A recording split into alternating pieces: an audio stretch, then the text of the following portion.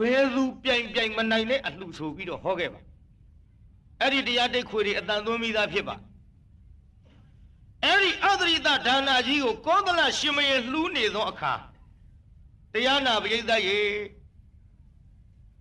ကာလဆိုတဲ့အမတ်ကြီးအဲ့ဒီအမတ်ကြီးဝန်တိုတကဲ့သို့ပေါ့အခုဒီမှာကြည့်အဲ့ဒီယောက်ျားကကမလာတွေဖုံးထားကိစ္စမရှိဘူးမင်းသွားလော့လူမယူတဲ့ကိစ္စအဲ့ဒီယောက်ျားလဲထွက်သွားရောတရားနာပြိတ္တကမလာ900တဲကကျွတ်တို့အဖိုးတသိန်းထိုက်တဲ့ကမလာနှစ်ခုကိုပဲသူဖုံးထားတပါးသောကမလာတွေဒီတိုင်းထားရမှတရားနာပြိတ္တရေရှင်တိတ်တကိုတော်လေးသည်တန်ဃာတော်အရှင်မြတ်များနဲ့ကြွလာတဲ့အချိန်ခါမှာမြင်ပြီးခုနှစ်ကကဗလာဆိုင်ကယောက်ျားမြင်လိုက်တာနဲ့တပြိုင်နက်ကြည်ညိုစရာကောင်းပါပြီ9နှစ်သားအရွယ်လေး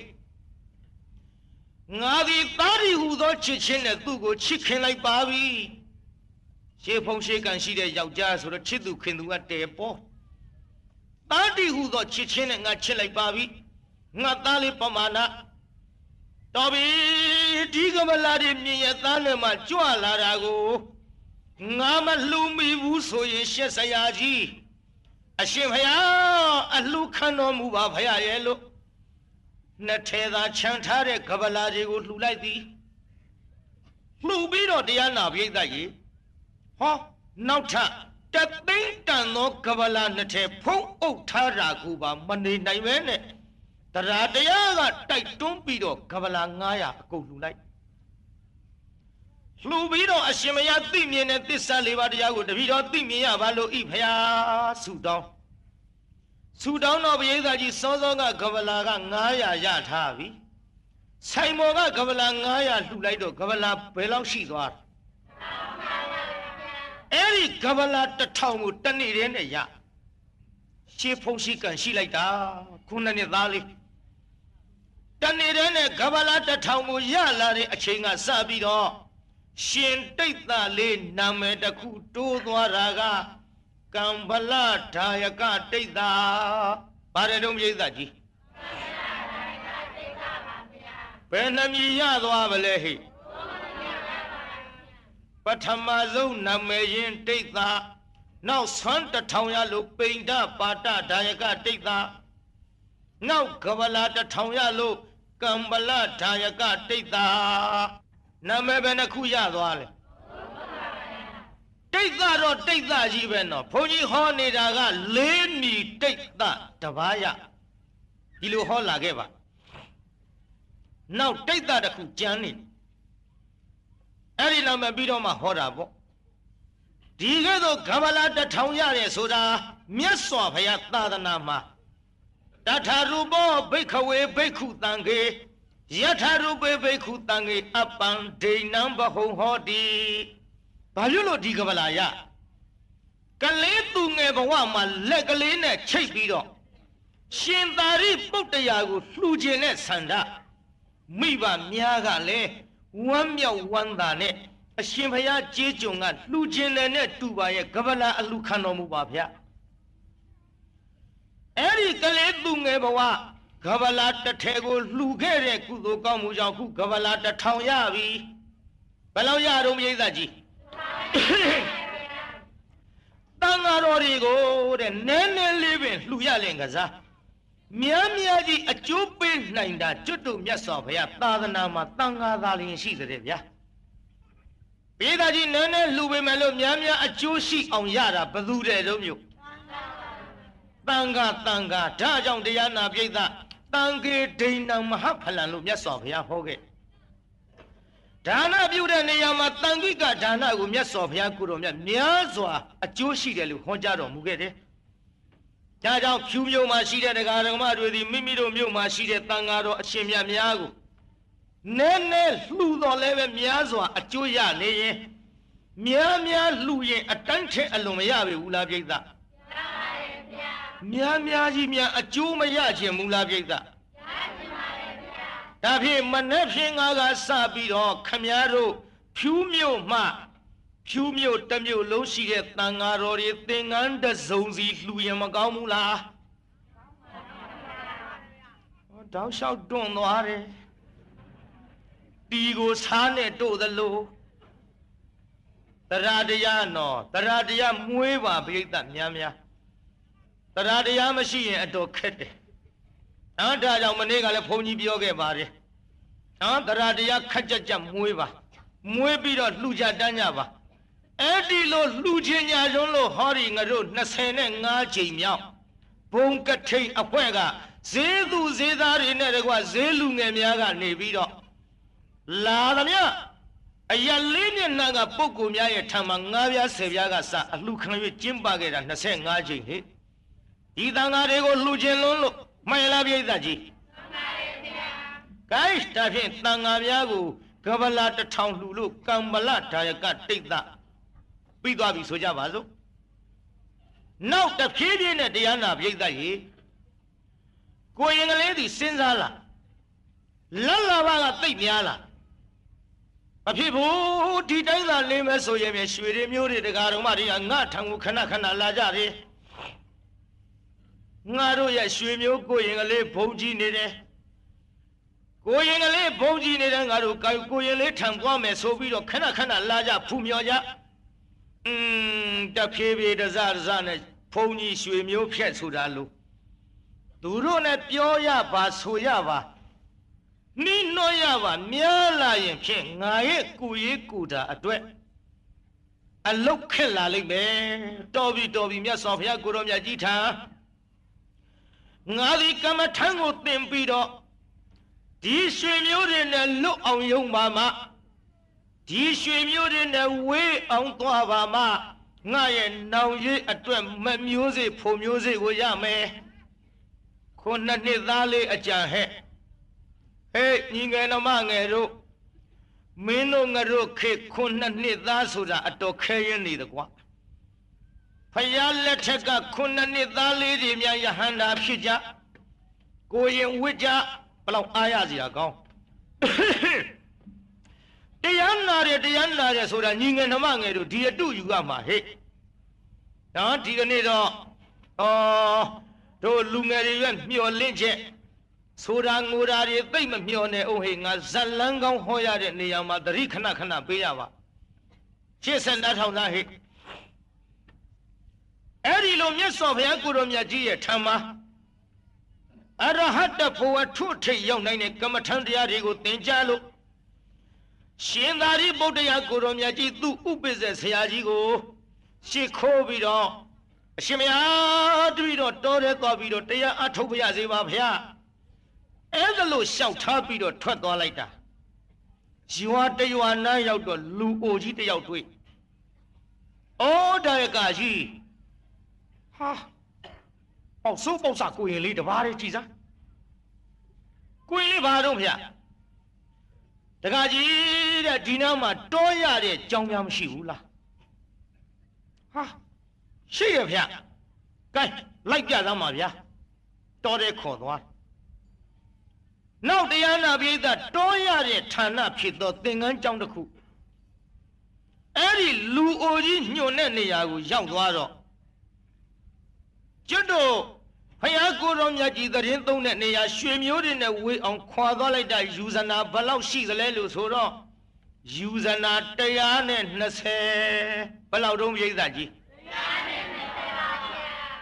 ဟဲ့နည်းနည်းမေးရအောင်ယူဇနာ120ဆိုတော့တယူဇနာ73မိုင်မိုင်မောင်းဘယ်လောက်ရှိတယ်ဆိုတာဟဲ့ကိုထိန်ဝင်းကြီးမြောက်ကြည့်စမ်းပါ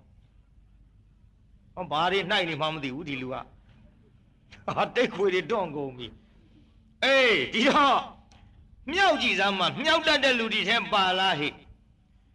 120ကို73နဲ့မြောက်ငါလည်းမြောက်မထားလို့မေးနေတာပါနှုတ်မို့ငါဖန်ငါဟောသွားမှာဘယ်လောက်ဟဲ့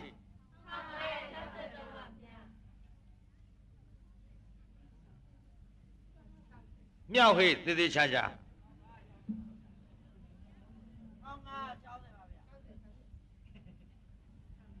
အေးဟုတ်သွားပြီ1560ဟေးမိုင်ပေါင်းဘယ်လောက်တော့ဟေးပြေးလိုက်တာကွာရွှေမျိုးတွေနဲ့ဝေးကျင်လို့တဲ့ဟာ9နှစ်သားလေးပြေးလိုက်တာ1560မိုင်ပေါင်းနဲပေါင်ကွာရန်ကုန်နဲ့မန္တလေးလောက်ကရလားဟေးတို့မိုင်ပေါင်း1560ဗမာပြည်ဘယ်နဲ့ဘလောက်ဆိုတာငါမပြောတတ်အောင်ကြဒါလောက်ဝေးတဲ့တော်ကြီးတဲ့ပြေးတာဟဲ့ညီငယ်နှမငယ်လေးတွေအတူယူကြစမ်းမှာ9နှစ်သားလေးဟဲ့မင်းတို့ရဲ့ညီလေးကွဟဲ့ငါနှမများနင်တို့ရဲ့မောင်လေးဟဲ့ဘလောက်အတူယူစရာကောင်းတယ်လဲ9နှစ်သားလေးအဲ့ဒီလိုတရားနာပရိသတ်ကြီးပြေးလိုက်တာတော်တဲ့ရောက်တင်ကန်းကြောင်လေးမှာသတင်းသုံးဒီလိုတင်ကန်းကြောင်လေးမှာသတင်းသုံးနေဆိုရင်မဲ့ခုနှစ်ကလူအိုကြီးကသူတို့ရွာသို့ပြန်၍အရှင်ဘုရားတပည့်တော်တို့ရွာသို့မနေ့ဖြင့်ကအရှင်ဘုရားဆွမ်းခံကြွတော်မူပါဘုရားဆွမ်းခံကြွတော်မူပါဘုရားလို့ပင့်ပြီးတော့သွားလိုက်ရွာထဲပြန်ရောက်တယ်ဆိုရင်ပဲဟေးတို့ရွာကရွာသူရွာသားအပေါင်းတို့ငါတို့ရွာကိုမနေ့ဖြင့်က9နှစ်သားကိုရင်ကလေးတိတ်သားဆွမ်းခံကြွလိမ့်မယ်ဆွမ်းလောင်းရအောင်ဆွမ်းဟင်းလှူရအောင်ကြိုးစားပြီးတော့ချက်ကြပြုတ်ကြဟဲမနေ့ဖြင့်ကဆွမ်းခံကြွလိမ့်မထဲလို့ဟောနိဗ္ဗာန်စောလှုပ်လိုက်ချက်လိုက်ပြုတ်လိုက်ကြတာပရိသတ်မနေ့ဖြင့်ကကိုယ်လေးကြွလာတာလှူရမယ်ဆိုတော့အိတ်မပြောကြဘူးတဲ့ပြောရလားပရိသတ်ကြီးပြောပါဗျာဟိုခမည်းတော်လို့ပေါ့တရားနာပရိသတ်မနေ့ဖြင့်ကဆွမ်းကရမယ်ဆိုရင်ဒီနေ့လူနေမြန်ပြောရလားပရိသတ်ပြောပါဗျာဘယ်အိတ်ပြောလိမ့်ဓာတ်စက်တွေဖွင့်ကြအားစကားပြောကြချက်ကြပြုတ်ကြတော့ဘုန်းကြီးဖြူးမြို့ရောက်လာတဲ့အခါဟိုပထမနေ့ကဘယ်သူတို့ဟိဆွမ်းကတ်တာ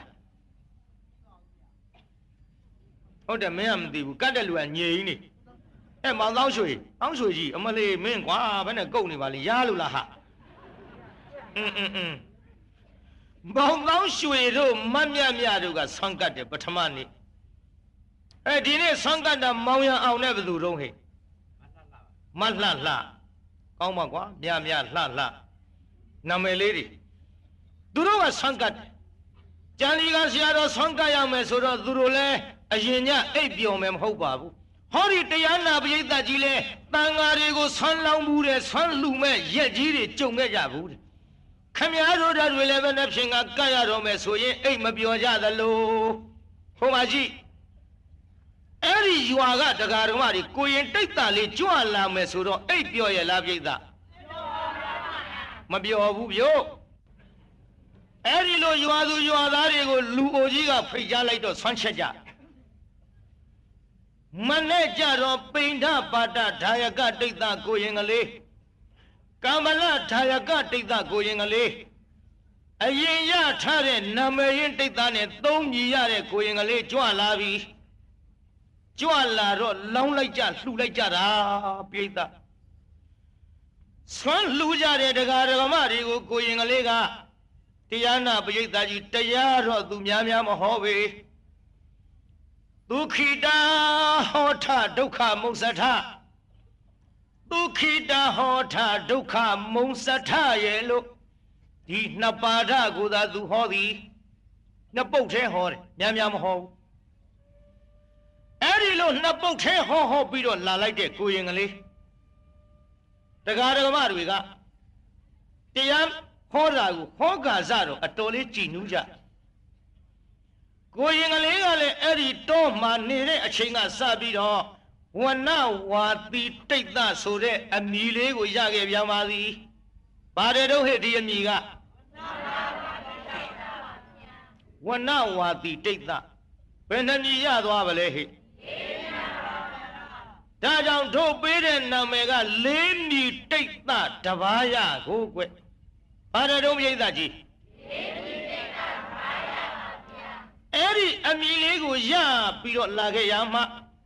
ကိုရင်ကလေးဟောလိုက်တဲ့တရားကဒုက္ခိတာဟောထဒုက္ခမုံစထဒုက္ခိတာဟောထဒုက္ခမုံစထဒါပဲဟောတယ်သူ့အဓိပ္ပာယ်ကဘာလဲ ချမ်းသာခြင်းဖြစ်ကြပါစေတဲ့ပိဋကဒုက္ခမှလွတ်ကင်းကြပါစေချမ်းသာခြင်းသို့ရောက်ကြပါစေဒုက္ခတွေမှလွတ်ကင်းကြပါစေများများမဟုတ်ဒါလေးဟောပြီးကျောင်းတော်ပြန်ကြွအိုးဆန့်ကတ်တဲ့တရားဓမ္မတွေကိုရင်ကလေးကိုဆန့်ကပ်ပြီးတော့လက်အုပ်ချီမော့ရှိခိုးကြော့ပြီးတော့နေရာမှာ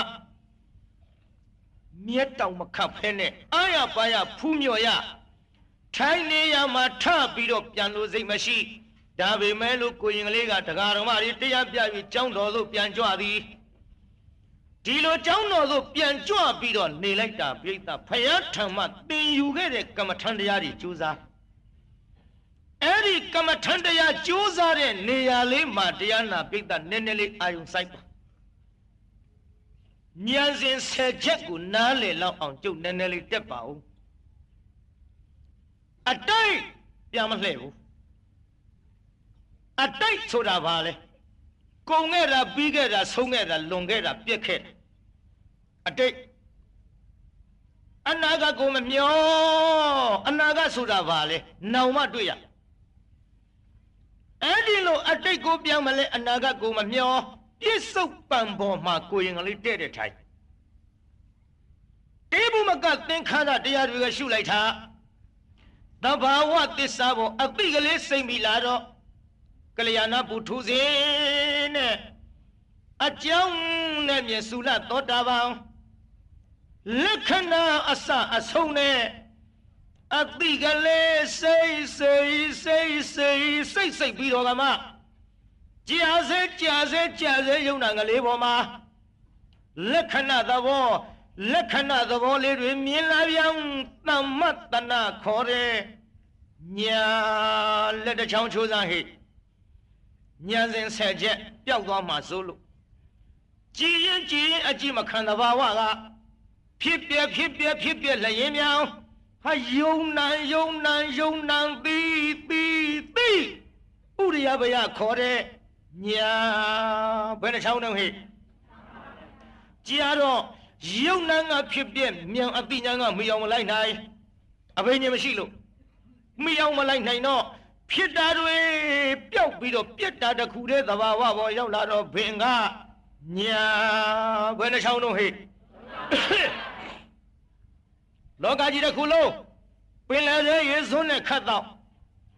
ဇွန်းတွေကရေငန်းနာသိတော့ပင်လယ်တစ်ပြေလုံးရှိတဲ့ရေတွေထို့အတူငန်းတယ်လို့သိပြီးသခဲ့သို့ဗဟိတယုံနံတွေကိုပါအစ္ဆဒယုံနံငါချေလို့ပင်လယ်ရေစွန်းတွေကငန်းတယ်လို့တဲ့အစ္ဆဒဟာယုံနံအပြက်ကိုမြင်လိုက်တော့ဗဟိတယုံနံပြက်တွေကိုပါမြင်တော့လေဒီမောပရိသအာကိုခြင်းတရားလည်းမရှိဒီယုံနာပြုပြရပါပဲဒီယုံနာရဲ့ဗါတဲ့ကျွတ်တို့လက်ဒီဆရောကြီးကငါတလုံးနဲ့သုံးနဲ့ကျဲသုံးသွဲမြုံလိုက်ပုံတတိုက်တုံဟက်ကဲ့ဆူညာမြူလောက်ကမှမချမ်းပူလျက်ငါတောင်းကြီးအမြဲငဲ့တစေမဆဲငဲချွေတော့အပယ်မီကအပြီးကုန်စင်ဘုံတခွင်တွင်လောင်မြဲပြောင်ငယ်တိုက်ဟိပါပြီအမိုက်ကဲ့ဝတ်နွယ်ကာမဝတ်ကိလေသာဝတ်ဝိဘာဂဝတ်တောင်းတရဲ့လောက်ရဲ့တွေ့အောင်မတဲ့ဗျို့အမိုက်ကဲ့ဝတ်နွယ်ဖြစ်မစဲငါတော်ရအာယုပြုလိုက်တော့ဟောအခုတရားနာရင်မျက်စိနာလျာကိုအဖြစ်မစဲအတိအာယုကလေးတွေနဲ့လဲပြီးတော့ကမှတဲငယ်ကျွဲတကယ်မလောက်သူကသာမောက်တော့တယ်နောက်ကပါဖမ်းမလာလဲအခါခုတွင်တစ်ခုကဝင်ကြလေအခုလိုပဲတဲ့တော်တကောင်နေနဲ့မအိုးခြင်းမနဲ့အိုးမနာခြင်းမနဲ့နာမသေးခြင်းပဲနဲ့သေပြီးတော့ပူဆွေးဒုက္ခတွေနဲ့အခါခုတွင်တစ်ခုကဝင်ကြလေသင်္ခတ္တဒီယုံနာရဲ့လို့ဆံများနဲ့ခြေပြားပြုတ်ပြင်ရပါပဲဒီယုံနာရဲ့အာဟာထုတ်ရပါပဲဒီယုံနာရဲ့ဒီယုံနာကိုဟောင်းညမတင်စီဟိနိုင်လို့ဒီမိတွေပါရခိုင်မမဟာငိမ့်ညမယ်လို့လက်ဒီစတော်ကြီးကဒါကြောင့်အဲ့ဒီမိတွေမြင်လာတော့ကြောက်ဖွယ်ရာကြီးလို့ထင်တော့ဘယညာဘယ်နှချောင်းတော့ဟိ ဟိုရင်မဲ့ကူးသွားပြီဗဟာနာဘက်ကိုတိရဏကလွန်ခဲ့ပါပြီဘယ်လိုကြည့်ဒီအကြည့်မခံယုံတောင်အပြစ်တွေမြင်းမြောင်းတော့အာဓိနဝခေါ်တဲ့ညာဘယ်နှချောင်းတော့ဟဲ့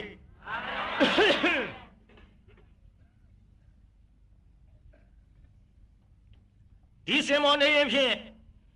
ဒီဒုက္ခတွေဖြစ်တော့မှာပဲလို့သိရဲ့တိုက်ကြည့်တဲ့နေတဲ့လူသည်ငရင်ကလှုပ်တော့တိုက်ကြည့်ပြိုပြီးတော့မလို့သိရမနေခြင်းသလိုတို့18ခုနှစ်လောက်တုန်းကမန္တလေးမှာငရင်ကြီးအကြီးကျယ်လှုပ်တဲ့သခိုင်းဘုရားပထိုးတွေပြိုကျလို့ဘယ်တိုက်ထဲအိပ်ရဲတော့ညလျှောက်ကြည့်လိုက်ပလက်ဖောင်းမော်ခြံလောင်လေးတွေနဲ့ဖွေးလို့ဘယ်သူမှမအိပ်ရဲဘူးလှုပ်လိုက်တဲ့ငလျင်ဒါကြောင့်ဒီစင်မောနေရင်ဖြင့်ဒီဒုက္ခတွေဖြစ်တော့မှာပဲလို့သိရင်တိုက်ကြည့်တဲ့နေတဲ့လူသည်ငရင်ကလှုပ်တော့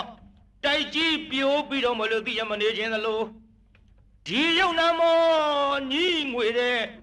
နေဗိဓာခေါ်တဲ့ညာဘယ်နှချောင်းတော့ဟဲ့ချိုးထားနော်အချောင်းတွေလွဲကုန်ပဲတကားတွေလည်းကိုချောင်းကိုချိုးထားလက်ပြောတာဒကမတွေလည်းချိုးထား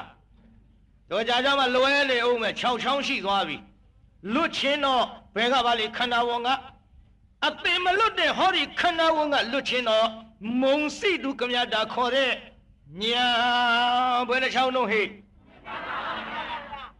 အပြန်မြောင်ကြည့်ပฏิသင်္ခာဉာဏ်တို့ဖြင့်တက်လာပြီးခါပฏิသင်္ခာဉာဏ်ထဲလိုက်တော့ဘယ်နှချောင်းတော့ဟဲ့အော်ဉာဏ်စဉ်ကနည်းနည်းတိုးနေတော့သဘောမပေါက်မှဆိုရတို့ဥပမာလေးနှောက်လိုက်ကြပါအောင်စို့လူသားတွေဆိုတော့ဥပမာပြောနားလည်ပါတယ်လူတယောက်တရားနာပြိတ္တတွင်းကြီးတယ်ကျွင်းကြီးတယ်ငါ၌လက်မောင်းရင်ထီအောင်တအားကျုံ၌မဲစီနဲ့ရွှွန်နေနဲ့ထီရင်ပတ်နဲ့ဘွက်တွေနဲ့ကတအားကျုံ၌တွင်းပြီပြိတ္တလယ်စီကိုဆုံးပြီဘာဆုံးပြီတော့ဟဲ့လယ်စီပြီးအောင်ပြောမပြီးရင်ဒီစကားကြားရတာကတိကတကြီးငါရွာတူရွာရောက်တယ်ကွာငါဘွက်ကဥဇတိလကလေးတွေကပါဠိမခေါ်တတ်တော့လူလားလာပြီဥလစီတတော့ခွမ်းကြတယ်ကလေးတွေကျုံမြန်နှကြောတင်းတင်းနဲ့ငေါ့တာဟဲ့ကောင်တွေခေါ်တာမခေါ်နဲ့ဘုန်းကြီးလို့ခေါ်လို့ဒါကြောင့်ပြီးအောင်ပြောဟဲ့ဘာဆုံးပြီတော့ဟဲ့လယ်စီဆုံးပြီတွေ့ပါကွာငရအောင်နဲ့ကြီးငရအောင်နဲ့ကြီးတွေ့ပြီဆိုပြီးတော့တအားဆွဲထုတ်အရှိကြီးပါလာဟာမွေကြီးဟာမလေးမလာတော့ပြိဿကြီးပြိဿကြီးမွေကရင်သေးတယ်လို့သိတတ်တဲ့လူသားကဒီမွေကြီးသူ့လက်ထဲကြာထားခြင်းသလားလွတ်ခြင်းသလားမွေကရင်သေးမယ်ဆိုတာသိလို့အဲ့ဒီမွေကြီးလက်ထဲကလွတ်ခြင်းသလိုလူဘဝရောက်တော့လဲလူခန္ဓာနဲ့သေးတဲ့ပြိဿရဲ့နတ်ဘဝရောက်တော့လဲနတ်ခန္ဓာနဲ့သေပြမဘဝရောက်တော့လဲပြမခန္ဓာနဲ့သေခန္ဓာရလာရင်သေအောင်မှဘဲလို့အဲ့ဒါလို့ဟောဒီခန္ဓာဝန်ကြီးကလွတ်ခြင်းတဲ့သဘောလေးကမွေကြီးလက်ထဲကလွတ်ခြင်းသလိုနားထောင်ဟဲ့ဥပမာဥပမေယလေးဟပ်ပြနောက်မွေကြီးခေါင်းပေါ်ရမ်းပြီးလွှင့်ပြီးတုံနဲ့ပြေးဒီကောင်ကြီးငါလောက်ကလိုက်လာသေးသလားလို့စိတ်မချလို့ပြန်ပြီးတော့ကြည့်တဲ့သဘောကပฏิသင်္ခါညာနားလည်လားဟဲ့ဘာဖြစ်ကုန်တာတော့ကနားလည်ရလားဟဲ့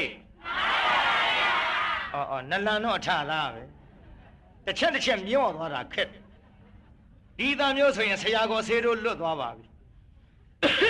ကြည်တရားနာပြိဿအဲ့ဒီပฏิသင်္ခါညာလို့ဖြင့်တက်လာပြီးခါတဲ့ရှစ်ချောင်းဟဲ့မှတ်ထားအောင်သဲကလည်းပူနေကလည်းပူခြေတော့ကလည်းပူခိုးစရာကလည်းမရှိဟမလေးပြေးလည်းပူရလည်းပူဖြည်းဖြည်းသွားလည်းပူတော့အရေးကြီးများတွေ့ရင်ကောင်းမှာပဲလို့အရေးကိုလှမ်းလုံးအတိစခန်းကလေးပေါ်မှာအတိညာကအပူစခန်းကလေးပေါ်မှာအတိညာကမနေသလိုကြာတော့လေပြည့်နေတဲ့ယုံနာသင်္ခါရတွေရောလွတ်ပြီးတော့ပြစ်လိုက်တဲ့ချိန်ခါမှာသင်္ခါရုပ္ပခါခေါ်တဲ့ညာနဲ့ဗျဘယ်နှချောင်းတော့ဟဲ့ ဘောရီဘက်ခရတရား39ပါးနဲ့အစင်လျော်တဲ့အနုလောမခေါ်တဲ့ညာဘယ်နှချက်တုံးဟဲ့အဲ့ဒီဉာဏ်စဉ်ဆဲချက်ကတက်ပြီးတော့ကမှဟိုဉာဏ်စဉ်16ချက်လို့သိထားတဲ့ပုံကိုယ်တွေအနေနဲ့ကတော့ဖြင့်လိုးနေတဲ့ပြောခြင်းပြောမှာပေါ့ကျုပ်ကဒီဉာဏ်စဉ်ကနေပြီးရှေ့ပဲတက်တော့မှာပြိဿနော်ဂုတ္တရဘူးတိုင်အောင်သဘောပေါက်အောင်ပြောပါမယ်ဉာဏ်စဉ်16ချက်ဆိုတာလည်းပဲဘုရားဟောတာပဲဒီ10ချက်ဆိုတာလည်းဘုရားဟောတာပဲဉာဏ်နဲ့လေသဘောပေါက်အောင်ရှောက်ပြောနေမယ်ဆိုရင်မျောနေမှာစိုးလို့တိုင်းရှေ့ဆက်လိုက်ကြစို့အခြေခံမိပရိကံနီးပြီလျော်ပြီဥပဇာလူလုံးဟောဒီကအရေးဒီဘက်ကအပူနာရည်ရှိတယ်လို့ဉာဏ်စဉ်ကတဲ့၍ဂုတ္တရဘူးဉာဏ်ဖြင့်အရေးထဲကပြည့်လှဲပြီးတော့ဝင်လိုက်ရတယ်လို့ဒီမှာပြိဿရေနေဘူးထဲမှာအရေးနားလေးရဲ့အတွင်းကိုဝင်လိုက်ရတယ်လို့အင်းဒီကလေးများလှပ်ပြီးတော့လေဟောဖူးကနဲ့မှုတ်ရနားလိုက်ရတယ်လို့ဝိပဿနာဉာဏ်မှာလွတ်တဲ့မௌစနတတ္တိဖြင့်ဂုတ္တရဘူးဉာဏ်ဂုတ္တရဘူးဆိုတော့နည်းနည်းလေးတော့ရှင်းအောင်မယ်ပြိဿဂုတ္တရဘူးဆိုတာဘာအာယုံပြုတယ်လဲပြိဿနေအစာလေးဖော်ပေးနော်ဗန်ရတော့လေဂုတ္တရဘူးဆိုတာဘာအာယုံပြုတယ်လဲပြိဿနည်းနည်းဂုတ္တရဘူးနဲ့အနုလုံထူးပုံလေးဘုန်းကြီးနည်းနည်းပြောခြင်းလို့ကဲဥပမာပြောမယ်လက်ချုံးမှတ်စမ်းဟဲ့အောက်ကယောက်ျားဆိုလို့ဘာတော့မှမနေနဲ့မြေကြီးပေါ်ကယောက်ျားပြောတာပြေးတာလနဲ့ယောက်ျားဘယ်သူကအောက်ကတော့ငါအဲ့ဒါပြောမလို့ယောက်ျားအောက်ကယောက်ျားဆိုလို့မျက်စိလဲနေမှာဒါဆိုတာဟဲ့အောက်ကယောက်ျားမိုးပေါ်ကလကိုဖုံတော့တိမ်ကိုတိုက်ပြတော့လေဘယ်နှခုတော့ဟာအဲနားတော့ဘုန်းကြီးပြောဟဲ့အောက်ကယောက်ျားကောင်းငင်ကဟိုမိုးပေါ်ကလကိုဖုံတော့တိမ်ကိုတိုက်တော့လေကောင်းငင်လေပေါ့ကွယ်ဘာလေတော့ဟဲ့နားတော့ဟဲ့ဒါဥပမာဟဲ့အောက်ကယောက်ျားရဲ့မိုးပေါ်ကလကိုဖုံတော့တိမ်ရဲ့တိုက်ပြတော့လေရဲ့ဘယ်နှခုတော့ဟဲ့ကဲမဲပြီကွယ်ပရိသတ်ကြီးအောက်ကယောက်ျားကမိုးပေါ်လကိုမော့ကြည့်သောအခါအော်လကြီးဟာလို့လကိုကြည့်တတ်တဲ့သဘောမရှိဘူးလားပြိဿအောက်ကယောက်ျားသည်မိုးပေါ်ကလကိုကြည့်တတ်တဲ့မြင်တတ်တဲ့သဘောရှိပေမဲ့လို့လကိုဖုံးနေတဲ့တိမ်ကိုအောက်ကယောက်ျားကဖယ်ပြစ်နိုင်ရလားပြိဿနားထောင်ဟဲ့အောက်ကယောက်ျားကလကိုတော့သူမြင်အောင်ကြည့်တတ်တဲ့ဖုံးနေတဲ့တိမ်ကိုမဖယ်နိုင်ဘူးတဲ့ဟာဟောကောင်းငင်ကလေးကလကိုဖုံးနေတဲ့တိမ်ကိုတော့သူတိုက်ခတ်ဖယ်ရှားပြစ်နိုင်ပေမဲ့လို့ဒါလဘဲလို့မြင်တတ်တဲ့သဘောအဲ့ဒီလေမှရှိရလားဥပမာဟဲ့နည်းနည်းလေးပြန်ဆဲအောင်မျက်စိလဲမှာဆိုလို့ဟာရနာနာထောင်မှဖြစ်မယ်ဒီကိစ္စကအောက်ကယောက်ျားကလကိုကြည့်တတ်မြင်တတ်သည်လကိုဖုံးနေတဲ့တိမ်ကိုသူမဖယ်နိုင်ကောင်းငင်ကလေကတိမ်ကိုဖယ်ပြစ်နိုင်သည်လပဲလို့မြင်အောင်ကြည့်တတ်တဲ့သဘောမှသူ့မှာမရှိရှာရှိရလားဟဲ့ရှိပါဗျာကဲနည်းနည်းလေးဥပမေယနဲ့ပြန်ဆက်ပြမယ်ဟဲ့ဆိုစမ်းပါလသည်နိဗ္ဗာန်နဲ့တူသည်ယောက်ျားသည်ဂုတ္တရဘူးနဲ့တူသည်လကိုဖုံးတဲ့တိမ်သည်ကိလေသာနဲ့တူသည်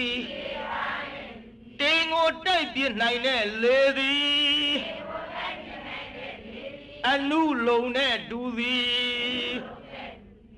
ရှင်းပြောရရင်တော့ကွာသူ့အလုပ်ကလေးတွေသူလုပ်ကြတယ်သူ့အတက်ကလေးတွေနဲ့သူ့အစွမ်းလေးတွေသူရှိကြပါတယ်လို့ဒါကိုပြောနေတာဟဲ့လသည်ဘာနဲ့တူတော့ဟဲ့နိဗ္ဗာန်နဲ့တူတယ်ယောက်ျားစီဘာနဲ့တူတော့ဟဲ့ဂုဂုတရဘူးနဲ့တူတာဟာလာကိုဖုံးတဲ့တိမ်ကြီးဘာနဲ့တူတော့ဟဲ့ကိဟဲ့တိမ်ကိုတိုက်ပြနိုင်တဲ့လေသည်ဘာနဲ့တူတော့ဟာ ပြန်မေးဦးမှာအိမ်ကြတယောက်နဲ့တယောက်ချင်းလောင်နဲ့ရောက်တယ်လို့မေးပေါ့အမေးမှဖြစ်မှာကိုဟာတရားဆိုတာပြစ်ထားလို့မဖြစ်အိမ်ရတဲ့ရောက်မေးထိုင်နေတော့မေးစားတော့မေးလမ်းသွားရင်မေးမမေးသမျှဒီတရားတွေဟာပျောက်ပြက်ကုန်ကြမှာကိုမှန်လားပြိဿကြီးဟဲ့လာသည်ယောက်ျားသည်လာကိုဖုံးတဲ့တိမ်သည်တိမ်ကိုတိုက်ပြစ်တဲ့လေသည်အဆင်ပြေသွားပါဟဲ့ပြောမယ်နော်ပြန်ဆက်မဟိအဓိပ္ပာယ်လေးအောက်ကယောက်ျားသည်လှနဲ့တူးတဲ့နိဗ္ဗာန်ကိုမြင်တတ်ပြီးတော့လှကိုဖုံးနေတဲ့တိမ်ကိုတိုက်မပြစ်နိုင်သလိုယောက်ျားနဲ့တူတဲ့ဂုတ္တရဘူသည်လှနဲ့တူတဲ့နိဗ္ဗာန်ကိုအာယုံပြုနိုင်ပေမဲ့လှကိုဖုံးနေတဲ့တိမ်နဲ့တူတဲ့ကိလေသာကိုတော့သူမဖယ်ရှားနိုင်ဒါတော့ဟဲ့နည်းနည်းလေးမျက်စိလဲသွားမှာဆိုလို့အောက်ကယောက်ျားစီလှကိုမြင်ပြီးတော့တိမ်ကိုဖယ်မပြစ်နိုင်သလိုယောက်ျားနဲ့တူတဲ့ဂုတ္တရဘူသည်လှနဲ့တူတဲ့နိဗ္ဗာန်ကိုအာယုံပြုနိုင်ပေမလို့တိမ်ကိုလှကိုဖုံးနေတဲ့တိမ်ကိုဖယ်မပြစ်နိုင်သလိုနိဗ္ဗာန်ကိုမမြင်အောင်ဖုံးအုပ်ထားတဲ့ကိလေသာဒုကြီးကိုတော့ထိုယောက်ျားကမဖယ်ရှားနိုင်သလိုဂုတ္တရဘူကမဖယ်ရှားနိုင်ဖယ်ရှားနိုင်ရလားဟိနန်းနာလေးပြန်မေးမယ်နော်ပရိသတ်ကြီးယောက်ျားသည်ဂုတ္တရဘူနဲ့တူတယ်ဆိုတော့ဂုတ္တရဘူသည်နိဗ္ဗာန်ကိုအာယုံပြုနိုင်ပေမဲ့တိမ်နဲ့တူတဲ့ကိလေသာကိုဖယ်ရှားနိုင်ရလားဖယ်ရှားနိုင်ပါဗျာဟဲ့ကောင်းငင်ကလေနဲ့တူတဲ့အလူလုံးသည်လှကိုဖုံးနေတဲ့တိမ်ကိုဖယ်ရှားနိုင်တော်လဲလှကိုမမြင်တတ်သလိုအလူလုံးသည်ကိလေသာတွေကိုတော့သူကဖယ်ရှားပြစ်နိုင်ပေမဲ့နိဗ္ဗာန်ကိုတော့အာယုံမပြုနိုင်ရလားဟဲ့ပြည်သားကြီးအိမ်ကြအဲ့ဒါနောက်9ရက်လောက်တော့ခမည်းတော်မေးနော်မဟုတ်ဘူးပြည့်မထားနဲ့နော်9ရက်လောက်တော့မေးနော်အေးပြည့်မထားနဲ့ကျုပ်တရားနာပြည်သားဟိုဓမ္မဂတိကသင်တန်းပေးတော့တန်ခါ80လောက်သင်တန်းပေးတယ်အဲ့ဒါစာအုပ်ထဲရေးတယ်သူတို့ကဲရှင်ဖျားတို့ရေးတာယောက်ျားလာတိမ်လေးယောက်ျားလာတိမ်လေးခုရေးအနောက်ဂုတ္တရဘူနိဗ္ဗာန်ကိလေသာအနုလုံးဂုတ္တရဘူနိဗ္ဗာန်ကိလေသာအနုလုံးရေးပြီးတော့ကျုပ်ကပြောခိုင်းတယ်တပါးချင်းကဲရှင်မရတို့အဓိပ္ပာယ်တပည့်တော်ပြောမယ်ပြောပြီးကဲရှင်မရတို့တပါးချင်းဖျား9မိနစ်ကြာ10မိနစ်ကြာပြောစမ်းဖျားဆိုတော့စာအုပ်ကြီးထဲမှာတော့ရေးထားတာကိုကြည့်အပြောခိုင်းတာပဲပြိဿဒါပေသည်ပြောတတ်ဘူး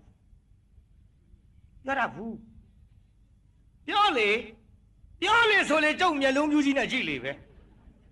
ဟာဗျာတပည့်တော်ကြည့်မနေနဲ့ပြောတော့ပြောလို့ပဲဗျာဘာမှကိုပြောမဖြစ်ဘူးအစဒါကြောင့်ခမည်းတော်ကျုပ်ဒီလောက်ပြောလိုက်ရင်သဘောတော့ပေါက်ရဲ့ပြိဿအိမ်ကြနောက်ပြစ်ထားမှဆိုလို့9ရက်လောက်ဆက်ပြောကြပါဗျာပိဿကြီးလှသည်ဘာနဲ့တူတယ်ဟဲ့ယောက်ျားသည်ဘာနဲ့တူတယ်လှကိုဖုံးတဲ့တိမ်ကဘာနဲ့တူတယ်ကောင်းငင်လေးကဘာနဲ့တူတယ်ယောက်ျားသည်လှကိုမြင်အောင်မကြည့်တတ်ဘူးလားကြည့်တတ်ပေမဲ့တိမ်ကိုသူကိုဖယ်ပြစ်နိုင်ရလားယောက်ျားကတိမ်ကိုဖယ်မပြစ်နိုင်ပေမဲ့ဟေးကောင်းငင်ကလေကတိမ်ကိုလှကြီးပေါ်လာအောင်တိုက်မပြစ်နိုင်ဘူးလားတိုက်ပြစ်နိုင်ပေမဲ့လေကဒါလှကြီးပဲလို့ယောက်ျားလိုတော့ကြည့်တတ်ကြလားပြိဿမြင်တတ်ကြလားဟေးမမြင်တတ်ဘူးထားကြောင့်ဂုတ္တရဘူသည်ယောက်ျားနဲ့တူပါသဖြင့်နိဗ္ဗာန်ကိုအာယုံပြုနိုင်ပေမဲ့လို့လှကိုဖုံးတဲ့တိမ်နဲ့တူတဲ့ကိလေသာကိုတော့သူကမဖယ်တာနောက်တစ်ခါ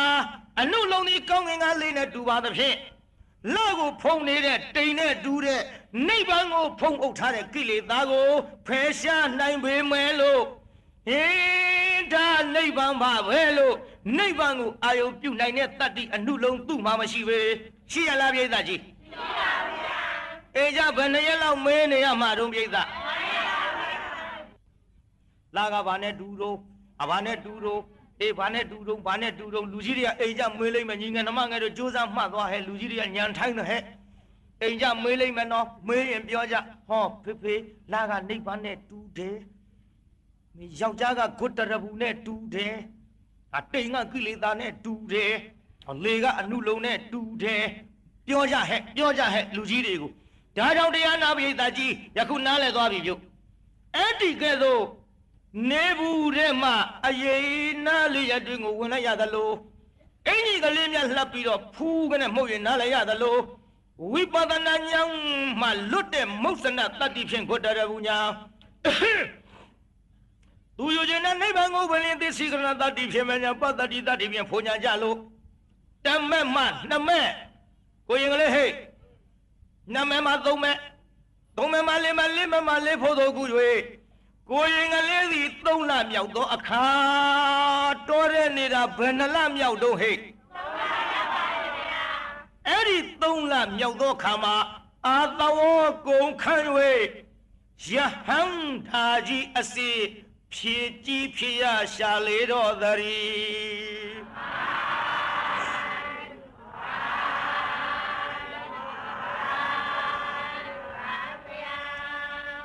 နာထောင်ဟဲ့ရှေ့ဆက်ပြီးဘယ်လိုဖြည့်အောင်မယ်ဆိုတာ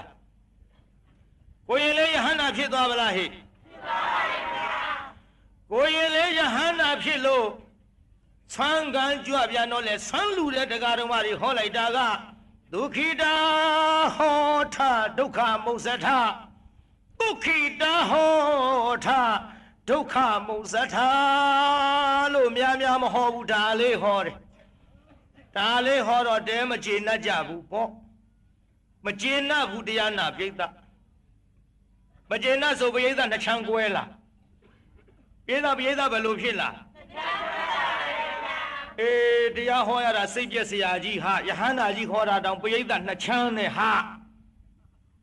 ယဟန္တာကြီးဟောတာတောင်နှစ်ချမ်းဆိုရင်ဂျန်ဒီကန်ဆိုရင်56ဆန်းလောက်ဖြစ်မလားမသိဘူးဟာ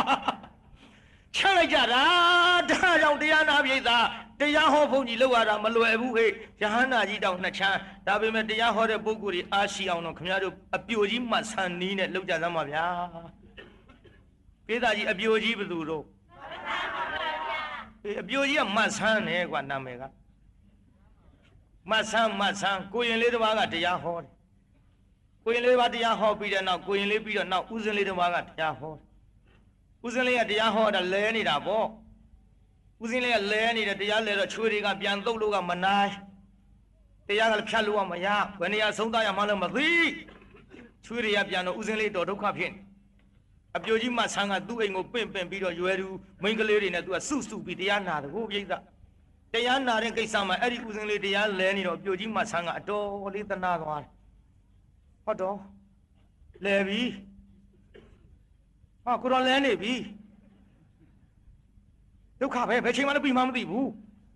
ဟေးချွေးတွေကလည်းပြန်လို့သနာပါပြီမဖြစ်ဘူးဒီကိစ္စငါကယ်မှဖြစ်တော့အနန္တကပ်ပြီးတော့ရှင်မရဘာလို့လို့ပါကြီးဟိုရေလေးပါလေးတောင်းပေါအောင်ဗျာတဲ့တရားဆိုတာကတပည့်တော်တက်လုံးဟောလို့ကုန်းနာမမဟုတ်ပဲနောက်ရဒီဟောပါလေရေလေးဖုံးပြုံးဗျာရေလေးဖုံးဗျာမောပါဗျာဆိုတော့ကိုတော်လေးရေတောင်းကဲကျုပ်နှစ်ဖြင့်ကမှဆက်ဟောမယ်နှစ်ဖြင့်ကမှဆက်ဟောမယ်ဆိုပြီးဦးစင်းလေးပြန်သွားနှစ်ဖြင့်ကလည်းမလာဘူးတပည့်ခါလည်းမလာဘူးတလနေလည်းမလာနှစ်လလေးလည်းမလာတော့တရားနာပိဋကကြီးအပြိုကြီးမှဆန်းကမဖြစ်ဘူးကိုတော်လေးတော့အရှက်လွန်သွားတာအရှက်လွန်ပြီးမလာတော့ဘူးကဲလာညီမများညီတို့3ယောက်ငါမှားလိုက်မယ်နော်ဟေးတယောက်ကကိုကြတော့ငိုနော်ဒီတိုင်းနေနော်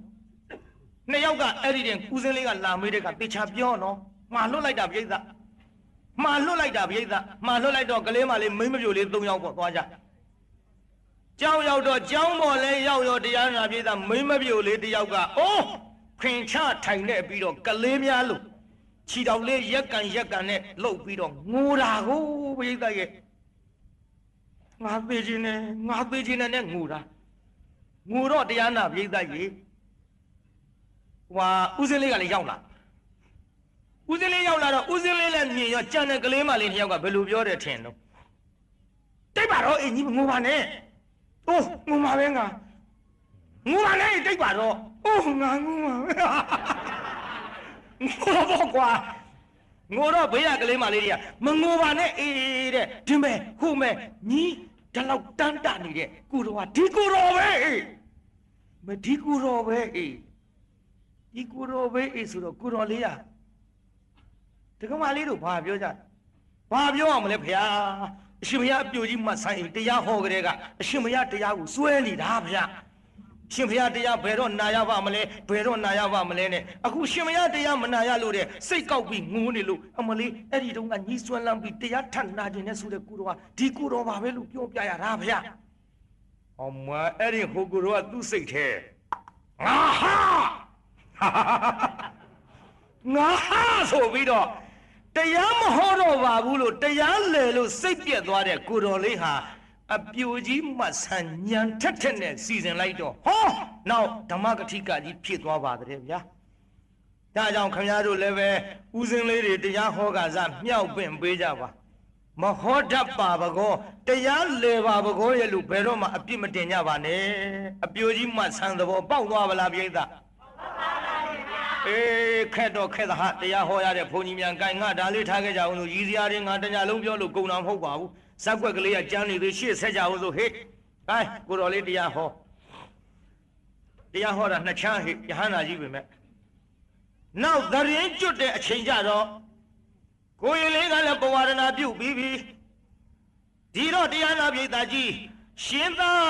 ရိပုတ္တရာကိုတော်မြတ်ကြီးကလည်းကိုရင်ကလေးထံကြွတော်မူမြတ်စွာဘုရားကိုရှောက်ပြီးတော့ဗျာတပည့်ကိုရင်လေးထံကြွမယ်ဗျာနောက်ရှင်မောကလနဲ့တွေ့ငါရှင်သာရိပုတ္တရာပဲကြွမလို့လဲငါကိုရင်ကလေးတိတ်သားထံကြွမယ်ဒါဖြင့်ငါလည်းလိုက်မယ်နဲ့ရှင်သာရိပုတ္တရာကိုတော်မြတ်ကြီးကလည်းနောက်ပါ900နောက်ပါယဟန်ဘလောက်တုံးပြိဿရှင်မောကလန်ကိုတော်မြတ်ကြီးကလည်းနောက်ပါယဟန်900ဘလောက်တုံးဟိနောက်ရှင်မဟာကတ္တဗကိုတော်မြတ်ကြီးကလည်း900ရှင်အနုယုဒ္ဓကလည်း900ဒီလိုနဲ့တရားနာပိဋကရေရှင်ဥဒ္ဓယိမထေကလည်း900ရှင်ပုံနာမထေကလည်း900ဒီလိုနဲ့အတိတိမဟာသဝကအတိတိဆိုတာ80သောမဟာသဝကတို့သည်နောက်ပါယဟန်များစွာနဲ့ကြွလိုက်တာနောက်ပါယဟန်4000တောင်ပါဆိုပါလားပိဋကငါညီများနှမောင်များ9နှစ်သားလေးကိုမဟာသဝကကြီးတွေကချီးမြှောက်လို့ဟဲ့ဒီလိုအရေးပေးပြီးတော့ကြွတော်မူရတဲ့ဒါကြောင့်သာသနာမှာငယ်တယ်ကြီးတယ်မဟုတ်ညီငယ်နှမငယ်တို့အရွယ်ဥပုသ်ဆောင်တဲ့အရွယ်မဟုတ်သေးပါဘူးဟေးတို့အရွယ်တရားနာတဲ့အရွယ်မဟုတ်သေးပါဘူးငါတို့ဟိုကလှုပ်ဒီရလှုပ်တယ်နဲ့အချိန်ကုန်ပြီးတော့မနေကြစေခြင်းလို့အားကြစားဟဲ့9နှစ်သားလေးဟောနောက်ပိုင်ဟန်ဘယ်နှထောင်တော့ဟဲ့4000တို့အတိတိမဟာသဝကတိုင်း900စီမပါပါဘူးပြိဿဘာဖြစ်လို့တော့ဆိုတော့ဓာရုစိရိယမထေကြီးဟာဓာရုစိရိယဆိုတာတရားနာပိဋကယဟန္တာဖြစ်ပြီးပရိနိဗ္ဗာန်တောက်လျှောက်ဆန္ဒဘယ်သူပါနိုင်မလို့အတိတိလည်းမပြည့်ဘူးပေါ့နောက်ကလည်း900စီပါခြင်းမှပါမယ်ပေါ့သို့တော်လဲရီမှန်းပြီးတော့ဒီနေရာမှာပြောလိုက်ရအဲ့ဒီမဟာတိတိသဝကတွေကနေပြီးတော့ကိုရင်ကလေးထံကြွကြကိုရင်လေးထံကြွတဲ့အချိန်ခါမှာလမ်းတရားနာပိဋကလူအိုကြီးတွေ့တိုင်ကာကြီးဖေဟာတိုင်ကာကြီးတဲ့ဒီမှာဒီတော့မှကျောင်းရှိသလားရှိပါတယ်ဖေဟာဒီကျောင်းမှာယဟန်ရှိသလားမလာပါယဟန်ရှိပါတယ်ဖေဟာဘွဲကဘယ်လိုခေါ်တော့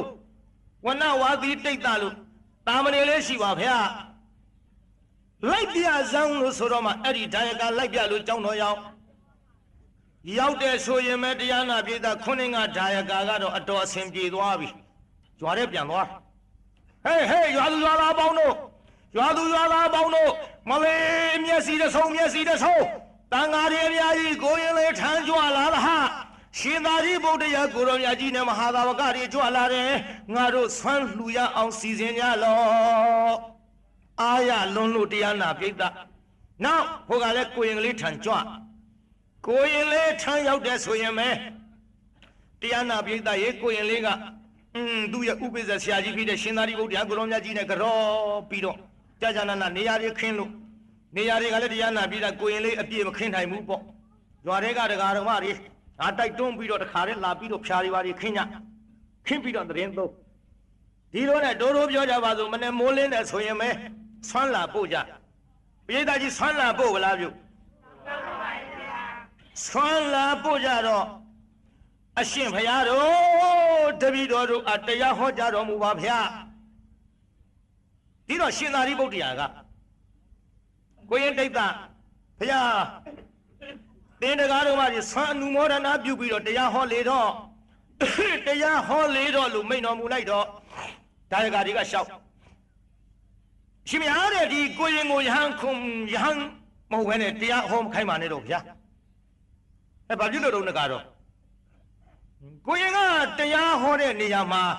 နှစ်ပုတ်ကလွဲလို့ပုံမဟောတာဘူးဗျာမလုပ်ပြီကိုရင်ရဟန္တာဖြစ်လဲသူကဒါဟောတာပဲဒုက္ခိတာဟောတာဒုက္ခမုစထအယေသုခတုံးကလည်းဒုက္ခိတာဟောတာဒုက္ခမုစထကိုရင်လေးတရားဟောမခိုင်းပါနဲ့ဗျာ तू ကဒီနှစ်ပုတ်ကလွယ်ဟောတာမဟုတ်ဘူးဗျာကဲကိုရင်အဲ့ဒီနှစ်ပုတ်ကဘယ်လိုလဲမှတ်လားပါဗျာဒုက္ခိတာဟောတာဒုက္ခမုစထလို့ဟောပါဗျာချမ်းသာဒုက္ခတို့ရောက်ကြပါစေဒုက္ခခတ်သိမ်းကင်းလို့ကြပါစေဒီတော့ဒီတိုင်းဟောတယ်ဗျာကိုရင်နဲ့ဘယ်နဲ့ကြောင့်ချမ်းသာဒုက္ခရောက်ကြပါစေဒုက္ခခတ်သိမ်းကင်းလို့စီတို့ကိုရင်နဲ့အကျယ်တော်ဝင်ဟောလို့တရားတော်မတွေလာတဲ့အခါကိုရင်လေးကစမ်းကြဲသောသားမိရကိုကန်၍နိကေ900မှထုတ်ပြီးတော့မိုးကြီးရွာသွန်းပြီးတော့ချလိုက်တဲ့ကဲ့သို့တရားတော်တွေဟောအိုးတရားနာပိဋကတရားတရားရှိတဲ့ပုဂ္ဂိုလ်များကတော့ဟန်ကြလိုက်တာငါတို့ဒီကိုရင်ကလေးအကြောင်းပြုပြီးတော့ရှင်သာရိပုတ္တရာဆရှိတဲ့ယဟန်တော်မဟာသာဝကယဟန်တော်အတိတိသာဝကနောက်ပါတန်ဃာတွေကိုဖူးမြော်ရပြီလို့တရားနာပိဋကတချို့ကဝမ်းမြောက်ကြတချို့ကကိုရင်လေးပေါ်အမျက်ထွက်ဘယ်လိုအမျက်ထွက်တယ်လဲလို့ဆိုတော့ကြည်စမ်းပါဗျာတို့ရှိရောက်လာတာကြာလားတို့ရှိရောက်လာတာဒီလောက်ကြာတော့လေဒီလိုဟောတတ်ပါလျက်ကနေမဟောပဲနဲ့တခါလာဒုက္ခိတဟောတာဒုက္ခမုစထတခါလာဒုက္ခိတဟောတာဒုက္ခမုစထလို့ကိုရင်ကလေးပေါ်အမျက်ထွက်ကြတော့ဒီကိစ္စဘုရားရွှေဉဏ်တော်ကြီးနဲ့လှမ်းကြည့်တာသိပြီလို့ဩတရားဓမ္မတွေကိုရင်လေးပေါ်အမျက်ထွက်တဲ့တရားဓမ္မရှိနေပါလားကိုရင်ကလေးဒီတန်မြညာမဟုတ်ယဟန္တာကြီးကိုရင်ကလေးပေါ်ဒီကဲဆိုအမျက်ထွက်နေတဲ့ကိစ္စငါဖယားမကြွရဲ့ဖြင့်အဝိစိကြကုန်းတော့မှာပဲလို့ဟောဖယားကိုလိုမြတ်ကြီးကလည်းကြွလာတယ်ဗျကြွလာဆိုနောက်ရဲ့အရှင်မရတို့တပည့်တော်တို့ရွာတဲ့ဆန်းကန်းကြွတော်မူကြပါဖယားလို့ပင့်ဖိတ်ထားတဲ့ချိန်ခါမှာတန်ဃာတော်များနေတယ်ကွာကိုရင်လေးကိုတရားနာပြေးတာကိုရင်လေးကြွမယ်ပေါ့နောက်တော့ဖယားကိုလိုမြတ်ကြီးကကြွလာငါရှင်တဲ့တင်အခုကိုရင်လေးလိုက်ခဲ့မလားရှင်မရတို့ကြွနေမှာဗျတပည့်တော်အဖြည်းဖြည်းကြွခဲ့ပါမယ်ဗျကိုရင်လေးကချမ်းနေရဲ့နောက်ဘုရားကိုတော်မြတ်ကြီးကကြွလာဟောမြတ်စွာဘုရားကိုတော်မြတ်ကြီးကြွလာပြီဟဲ့တရားများခင်းကြတဲပြူတွေခင်းရသဘာတေကာတကုံကုတ်ကမလေးဘွားတွေနဲ့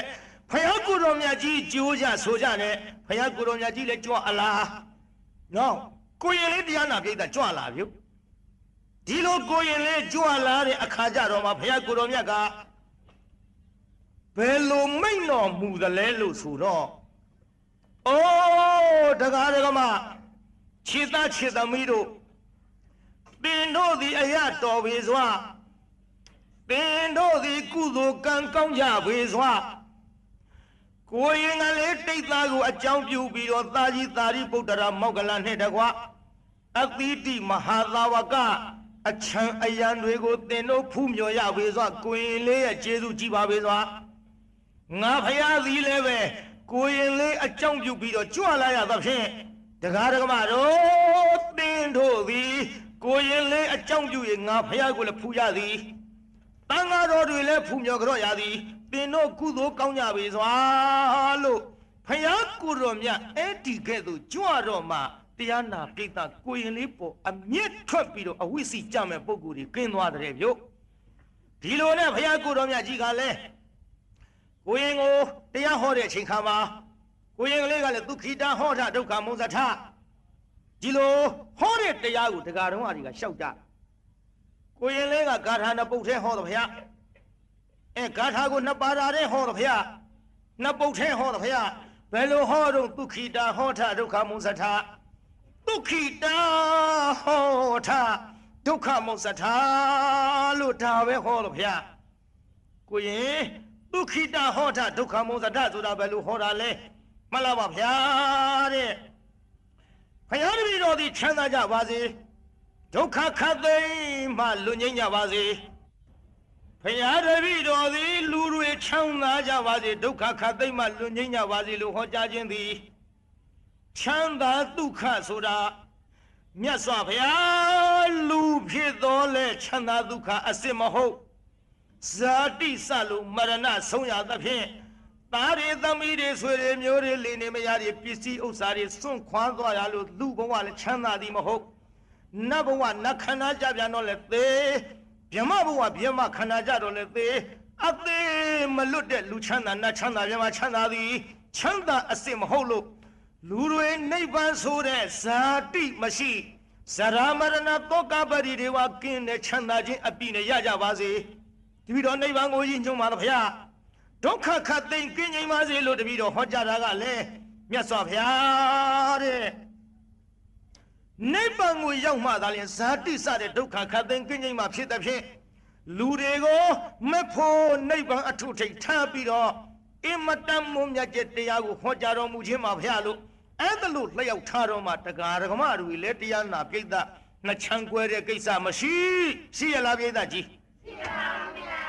နောက်တရားနာပြိဿကြီးတရားဓမ္မတွေမှာကိုရင်လေးကိုဒေါသအမျက်လည်းမရှိကြဩငါတို့ဒီကိုရင်ကလေးအကြောင်းပူ၍ဖယားကိုတော်မြတ်ကြီးကိုဖူးရပေပြီယဟန်တန်ဃာတော်တွေဖူးမြော်ရပေပြီလို့ဝမ်းမြောက်ကြသဖြင့်ဟောတရားနာပြိဿမြတ်စွာဘုရားကိုတော်မြတ်ကလည်းပြန်ကြွတော်မယ်ဆိုတော့ကိုရင်ကလေးရဲ့ရှင်သာရိပုတ္တရာကိုတော်မြတ်ကြီးရဲ့တန်ဃာတော်တွေရဲ့ဒီလိုကြွရတဲ့အချိန်ခါမှာဘုရားကိုတော်မြတ်ကတိတ်တာကိုရင်တိတ်တာမင်းတပါးတည်းလိုက်မလားနေရမလားရှင်သာရိပုတ္တရာကိုတော်မြတ်ကြီးကဘုရားနေရဆိုရင်နေရပါမယ်ဗျာရှင်သာရိပုတ္တရာကိုတော်မြတ်ဥပိ္ပဇေဆရာကြီးကလိုက်ပါဆိုရင်လည်းလိုက်ပါမယ်ဗျာအဲ့ဒီချိန်ခါမှာတရားနာပြိဿရေဘုရားကိုတော်မြတ်ကရှင်သာရိပုတ္တရာကိုတော်မြတ်ကြီးကိုကြည်တော်မူတဲ့အခါမှာရှင်သာရိပုတ္တရာကိုတော်မြတ်ကသူဒီနေရခြင်းနဲ့ဆန္ဒရှိတယ်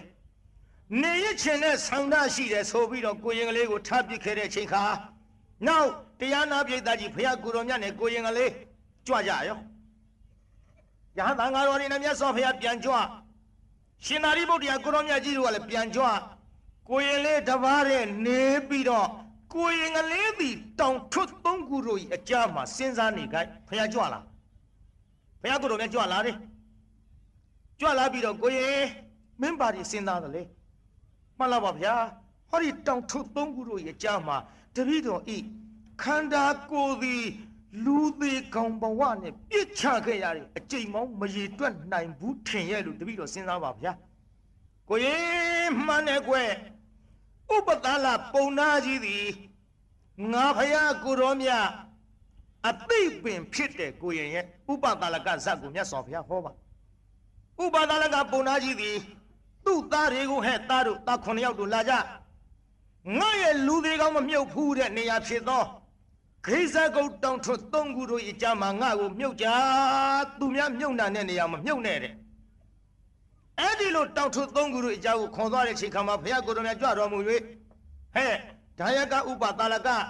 သင်သည်ဒီနာမဲနဲ့ဘဝပေါင်း1000ကျော်ဟောဒီနေရာမှာသင်အမြုပ်ခိုင်းငယ်လှပြီလူသေးကောင်မမြုပ်နှံဘူးတဲ့နေရာမရှိဘူးတကားရဲ့လို့ငါဘုရားဟောခဲ့ဘူးပြီခြေသားမှတ်ကြနော်ခင်ဗျားတို့လူသေးကောင်မမြုပ်ဘူးတဲ့နေရာမရှိဘူးဒီထဲတချို့ကပြောသေးအိုရဲတောင်ထိပ်2ယောက်ထဲသွားမှာတဲ့ဘယ်နေရာမှမရှိဘူးမှတ်ထားလူသေးကောင်မမြုပ်ဘူးတဲ့နေရာကြည့်တရားနာပြိဿဟိုမှာလူသေးကောင်မြုပ်ဘူးတဲ့နေရာမရှိုံနဲ့မကနောက်မြတ်စွာဘုရားကဟဲ့ခြေသားဒီတောင်ထိပ်ကလှမ်းကြည့်ဘာတွေမြင်တယ်လဲဟဲ့ဟာလာမသမုဒ္ဒရာကိုမြင်ပါတယ်ဗျာသမုဒ္ဒရာကိုမြင်တော့သင်ခြေသားစိတ်ထဲဘယ်လိုကြံတယ်လဲမြတ်စွာဘုရားတဲ့ဟောဒီသမုဒ္ဒရာသည် သမုဒ္ဒရာမှရှိသောရေတွေနဲ့ငါသည်ဘဝတိုင်းသေလို့ရွှေမျိုးမိဘတွေသေလို့ငိုခဲ့ရတဲ့မျက်ရည်ဒီသမုဒ္ဒရာ40နဲ့များမှာကတော့ဘူးလို့တပည့်တော်ဒီလိုကြံစည်ပါတယ်ဗျာမှန်တဲ့ချစ်သားပေးကြတဲ့အတိုင်းဟုတ်တဲ့ဟဲ့လို့မဟာသမုဒ္ဒေသူဇလံတရောဘဟုံအတုဇလနာဘကဒုက္ခိနာဖုဋ္ဌတနရတသောစတောကိဉ္ကရဏသောကဝတပမိစ္ဆတိချစ်သားပေးကြနာမှန်တဲ့ဟဲ့လို့မြတ်စွာဘုရားသည်အမျိုးမျိုးဟောကြားတော်မူ၍ကိုရင်ကလေးပြန်လိုက်မလားလို့ဆိုတော့ကိုရင်လေးကမလိုက်တော့ဘဲနဲ့တောကြောင့်မှနေရသည်ကျောင်းပြန်ရောက်တော့တန်ဃာတော်တွေချိန်မွန်းကြဘယ်နဲ့တော့ငါရှင်တို့ခုနှစ်သားလေးကမလာ1000လဲရတယ်နောက်ပစိုး1000လဲရတယ်ဆွမ်း1000လဲရတယ်ဒီလောက်ထိအောင်ပစ္စည်းလက်လာပါတွေပေါ်ပြီးတော့နေပါလျက်ကနဲ့ငါရှင်တို့ကိုရင်ကလေးစီဒီလက်လာပါတွေကိုစွန့်ခွာ၍ခုနှစ်သားလေးဖြစ်ပါလျက်ကနဲ့တောကြောင့်မှနေတာအင်မတန်တော်ဝေးစွာလို့ကိုရင်လေးကိုချီးကျူးစကားပြောကြတဲ့ချိန်ခါမှာမြတ်စွာဘုရားကြွလာ၍ဟဲ့ချင်းသားတို့ဘာပြောနေကြကိုရင်ကလေးကိုတပည့်တော်တို့ချိန်မွန်းနေကြပါသည်ဗျာချင်းသားတို့တဲ့ငါဘုရားသာသနာမှာအဲ့ဒီလိုဝိဝေက3ပါးဖြင့်ကြင့်ကြံအပ်တဲ့ချင်းသားတို့လို့အညာဟိလာဘုပတ္တနိအညာနိဗ္ဗာနဂါမိနိအစရှိသဖြင့်ပိဋကနည်းနည်းဝိဝေက3ပါးလေးကြုံနည်းနည်းပြောမှာပြုကဲဆိုကြည့်သားနောက်ကကာယဝိဝေကစိတ်တဝိဝေကဥပရိဝိဝေကဘယ်နှခုတော့ကဲလိုက်ဆိုတာကာယဝိဝေကဆိုတာအပေါင်းအသင်းမိတ်ဆွေသင်္ဃဟာဆွေမျိုးမိဘတို့နဲ့မနေလို့ပဲအပေါင်းအဖော်ကိုဖျက်၍ကျင့်သည်စိတ်တဝိဝေကဆိုတာစိတ်မငြိမ်မသက်ကာမအာယုန်ဘက်သို့မလိုက်မိအောင်ကိလေသာအနှောင့်အဖွဲ့တွေကိုဖျက်၍ကျင့်သည်ဥပရိဝိဝေကဆိုတာဖြစ်ပြီးလျင်ပြတ်တတ်တဲ့သင်္ခါရတရားတွေနဲ့မပေါင်းဖော်ပဲဖြစ်ပြတတ်တဲ့တရားတွေကိုဖြည့်ဆည်း၍အထွတ်ထိပ်ရောက်အောင်ကျင့်ကြံသည်နောက်တစ်ခါနည်းနည်းထပ်ဆိုလိုက်ကာယဝိဝေကသည်စိတ်တဝိဝေကဤအကြောင်းအထောက်အပင့်ဖြစ်သည်စိတ်တဝိဝေကသည်ဥပရိဝိဝေကဤအကြောင်းအထောက်အပင့်ဖြစ်သည်ဒါကြောင့်ဘုရားကိုယ်တော်မြတ်ကြီးကစိတ်တဝိဝေကကာယဝိဝေကဥပရိဝိဝေကဆိုတဲ့ဝိဝေက3ပါးနဲ့ဒီလိုကျင့်ကြံကြုတ်ကိုအထုတ်တဲ့ပုဂ္ဂိုလ်များမှာဒီလိုပဲနေကြတာပဲချစ်သားတို့လာဘသက်ကာယမရှိဘူးလက်ကိုစွန့်၍ငယ်သည်မဟုတ်ကြီးသည်မဟုတ်အကျင့်တရားဖြင့်ဒီလိုကျင့်ကြတယ်လို့မြတ်စွာဘုရားဟောကြားတဲ့အဆုံးမှာဟောသောတာပတ္တိဖို့စသည်များစွာသောပုဂ္ဂိုလ်တွေရောက်၍အကျိုးရှိသောဒေသနာဖြစ်သွားပါတယ်ဗျာဟောရတာပရိသတ်ပြီးအောင်နှစ်ဖြင့်ငါဆက်မနေခြင်းလို့ဇတ်ထုတ်ကဇတ်ထုတ်ကောင်းပေသည်ရှည်တယ်ပရိသတ်ရှည်တော့ရည်စရာလွန်စရာညှက်စရာလှုပ်လိုက်မယ်ဆိုရင်3-4ရက်ဟောရမယ်ဒါနောက်ပိုင်းတရားတော့ပြီးသွားပါပြီတရားနာပြိဿခမရတို့မေတ္တာပို့ပြီးအိမ်ပြန်မှုဒီကနေ့ပြည့်တယ်လို့မငြင်းခွင့်နဲ့အိမ်ကြရင်တော့လာရဲ့တိန်ရဲ့လေးရဲ့ယောက်ျားရဲ့အဲ့ဒါတွေ9ရက်လောက်ဆွေးနွေးကြပါမနေ့ကကျုပ်အဲ့ဒါနည်းနည်းလေးပြန်မေးမယ်မှတ်မိအောင်လည်းမှတ်ခဲ့ကြ။ဂိုက်ဆိုကြခဏလေးနေအောင်လုံးနဲ့ဘာလို့တာတို့မလေးတော့ပြန်ရင်တာအလုံးမဂိုက်ဆိုတော့မှတကဘာလုံးမှမြတ်တတာချမ်းသာကိုစိတ်မြဲပါစေအလုံးကိုရလိရကြွရောက်လာကြတဲ့တရားနာပိဋကကြီးချမ်းသာကြပါစေအလုံးကိုယနေ့ညကြွရောက်လာကြတဲ့တရားနာပိဋကကြီးကျမ်းမာကြပါစေ ကြံသေးလိုက်လားပြိဿကြီးဘလူချန်ထားသေးတော့မတက်တဲ့လူတွေရောဟေ့အကုန်ဖို့နော်မိအေးလို့လုံမှာစိုးလို့မိအေးမေတ္တာဖို့တာ30ဘုံချမ်းသာရပါလေမောင်တုတ်ကြီးအလောမောင်တုတ်ကြီးကသူနဲ့မတည့်ဘူးမတည့်တာခြံထားမှာစိုးလို့ကျွတ်တို့မရိယာဘက်ကတက္ကမကြတော့မကြိုက်တာတွေကွက်ချမ်းတယ်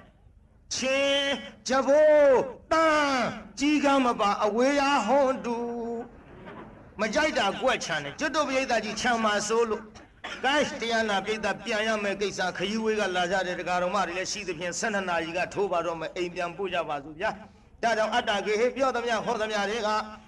သဘောမကျပဲအပြစ်တွေကလည်းချီရင်နဲ့ဖုံမုံစိတ်တွေပြစ်ပြရသေးသေးတော့မိမိတို့အင်္ဂါဌာနသို့နိဝတ္တတို့သီးခရဲသာပြန်ကြပဲတော့နိဝတ္တတို့မေတ္တာရေးပခါဖြောင်းလိုက်မယ်ပြစ်ပရတွေဝေးရကမြန်းစီရောချစ်တာဆွေကလျှောင်းပြီးကိုစိတ်နှပြချမ်းသာစွာဖြင့်မှန်စွာမနေပြန်ပါလေတော့ပြန်ကြစေကုန်သတည်း